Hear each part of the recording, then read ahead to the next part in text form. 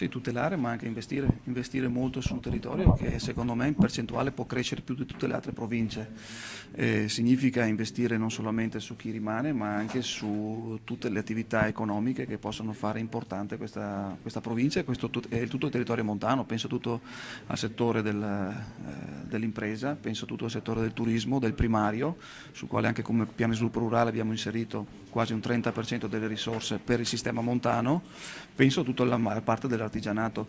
Detto questo, poi c'è anche tutto l'investimento sulla mobilità, viabilità sociosanitaria e questo è un'attenzione particolare non solamente perché è un dovere, ma perché la Regione Veneto ci scommette che la provincia di Belluno e il sistema montano del Veneto può avere una percentuale di crescita che è superiore alle altre province, al di là di quello che dice il piano di sviluppo regionale.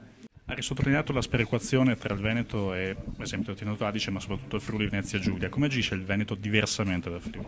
Ma noi siamo intervenuti attraverso lo strumento finanziario che abbiamo a disposizione, che è Veneto Sviluppo, dando la possibilità a Veneto Sviluppo di intervenire per ordine della Regione Veneto nel capitale di rischio, per esempio in quelle strutture ricettive che vogliono investire, fare una loro catena alberghiera oppure investire nelle proprie strutture appunto turistiche per quanto riguarda tutto quanto quello che è turismo.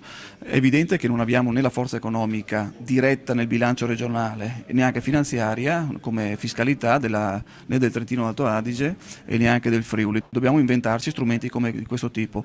È evidente che noi non vogliamo che il Friuli o Trentino Alto Adige perda la loro autonomia o abbia meno risorse, ma vogliamo che la Regione Veneto abbia le stesse risorse del Trentino Alto Adige.